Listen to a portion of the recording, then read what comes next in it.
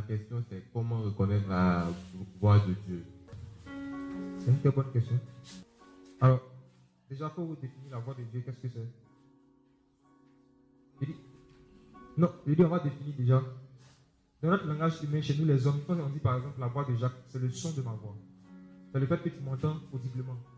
Mais le langage de Dieu, quand la Bible parle de la voix de Dieu, ça parle du fait que Dieu donne un message à l'homme. Parfois même sans parler. La voix de Dieu, tout simplement, c'est un message que Dieu adresse à l'homme, simplement. C'est ce que ça veut dire. Et comment est-ce que, avant la chute, Dieu parlait à l'homme? Genèse.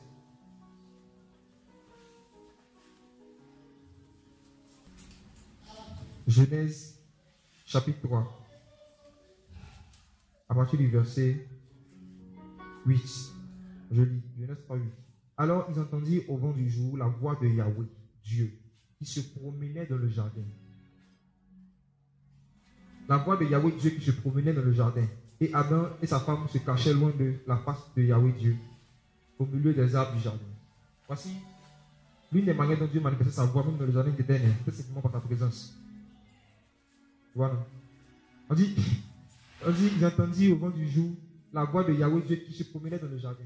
Regardez, comment quelqu'un qui se promène, qui entend sa voix, est-ce qu'il chantait en marchant? Hein? Est-ce que c'est parce qu'il chantait en marchant? Bien parce qu'il parlait en marchant? Non. Les pas, simplement c'est pas que Adam a entendu là. La Bible appelle ça la voix de Dieu. Dieu reconnaît sa voix pendant qu'il se promenait, le mouvement de l'esprit. Donc la voix de Dieu, d'abord, c'est la présence de Dieu. Simplement. La présence de Dieu même est un message pour l'homme. Le fait que Jésus dit, là où 2 ou 3 sont réunis en mon nom, je suis au milieu d'eux. Cette présence du Seigneur qui est là déjà, là, au milieu de nous, là, c'est la voix de Dieu. Donc, sans avoir adressé un mot, Adam a reconnu la voix de Dieu. À cause de sa présence, simplement. Parce que pour quelqu'un qui est dans le péché, la présence de Dieu, simplement, veut lui dire, mets-toi en règle. Lui, seul, il est là, ils se sont jugés. Quelqu'un qui est dans le péché, quand il y a la vraie présence de Dieu quelque part, il est convaincu de péché. C'est pour ça que Jésus a dit, lorsque le Saint-Esprit viendra, il convaincra le monde en ce qui concerne le péché. Voici la voix de Dieu. La voix de Dieu, c'est le Saint-Esprit, c'est l'Esprit de Dieu. C'est l'Esprit de Dieu. Donc l'Esprit de Dieu, pour un pécheur, sa présence là, c'est une voix, c'est un message. Ça veut dire, mets ta vie en règle. Donc comme Adam, la voix de Dieu peut fuir ceux qui pratiquent le péché. C'est pour cela que dans une assemblée où, parmi les choristes, il y en a qui sont dans l'impudicité. Le pasteur, dans l'adultère. Parmi les protocoles, il y en a qui boivent, qui se droguent. Mais quand le groupe musical chante et que le batteur augmente le ton de la batterie, on dit waouh, Dieu est là.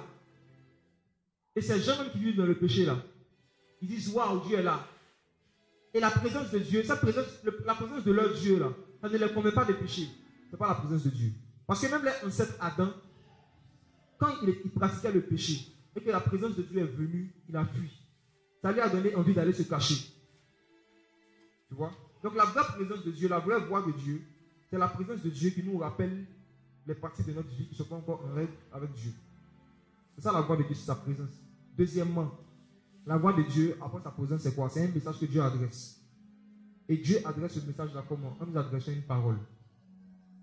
Cette parole-là, ça peut venir simplement par un verset que tu vas lire. Ou bien une voix que tu vas entendre dans ton esprit, comme ça arrive à certains. Ça peut être juste ça, une voix que tu vas entendre. La voix de Dieu, ça peut être aussi une image que le Seigneur te montre. Une vision. Tu ne sais pas forcément ce que ça veut dire. Tu vois quelque chose que tu ne comprends pas. Comme ça arrive à beaucoup de chrétiens. Comme ça arrivait à Samuel quand il était petit dans la Bible. Quand il avait 12 ans. Il était là, il a entendu la voix de Dieu. Mais il ne savait pas que c'était la voix de Dieu. Il se disait que c'était Élie qui l'appelait. Alors que c'était Dieu qui l'appelait. Je disais que c'est Élie qui l'appelait. Parce qu'il ne connaissait pas la voix de Dieu. Et la Bible dit que Élie lui a montré comment est-ce qu'on réagit quand on entend la voix de Dieu. Élie n'a pas appris à Samuel à entendre la voix de Dieu. Comme nous tous qui sommes ici, personne ne nous a appris à entendre la voix de nos parents. Personne. On n'a pas été enseigné comment entendre la voix de nos parents. C'est quelque chose qui est venu naturellement. Maintenant, nos parents nous ont appris à nous exprimer. C'est ce qu'ils nous ont appris. Ils nous ont appris à leur parler. Donc c'est pareil, Élie a appris Samuel. Il lui a dit que quand tu vas entendre la voix de Dieu, il faut dire, me voici ton serviteur, écoute. Donc la voix de Dieu, c'est simplement un message que le Seigneur t'adresse aussi. Ça peut être par l'intermédiaire d'une vision que tu vois, un songe. Ou bien ça peut être simplement par les Écritures. Ou bien une voix que tu entends.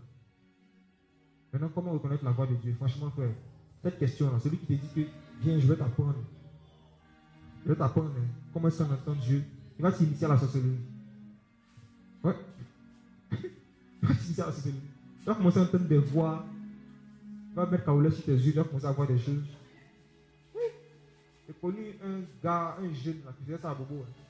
Il prenait des gens, des jeunes, il leur disait que venez, je vais vous apprendre à développer votre don de vision. Donc il te prend, non? Il met un objet dans sa poche, et puis il te dit, il faut essayer de te dire qu'est-ce que tu vois. Il dit, il faut essayer de deviner. Les devins, c'est ça, il devine. Il faut essayer de voir, il te dit qu'est-ce que tu vois. Que c'est comme ça qu'on développe le don de vision. Ça, c'est la sorcellerie. La voix de Dieu, Dieu est notre Père, n'est-ce pas? Quand on est né, personne ne nous a appris à entendre la voix de notre papa et de notre maman. Mais pourquoi est-ce qu'un bébé sait faire la différence entre la voix de ses parents et la voix des autres? Comment? Pourquoi? Parce qu'il passe beaucoup de temps avec eux. C'est tout. Parce qu'il passe beaucoup de temps proche de la poitrine de sa maman. Il sait différencier, il connaît la différence entre le son de la voix de sa maman et puis des autres voix.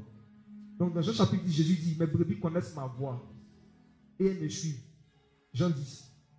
Pourquoi les brebis connaissent sa voix? Parce que les brebis, c'est des gens qui ont l'habitude de passer du temps seuls avec Jésus. Donc tu passes tellement de temps avec l'Esprit de Christ, avec le Saint-Esprit que ça devient naturel. Tu sais faire la différence entre sa présence et puis la présence d'un démon, entre ses pensées, les pensées d'un démon, entre les émotions que l'Esprit t'inspire et puis les émotions qui viennent d'un démon. Parce que tu passes du temps seul avec lui. Donc la meilleure manière de devenir sensible à la voix de Dieu, c'est de passer du temps seul avec lui. La prière, la méditation, l'adoration, c'est juste ça. Amen.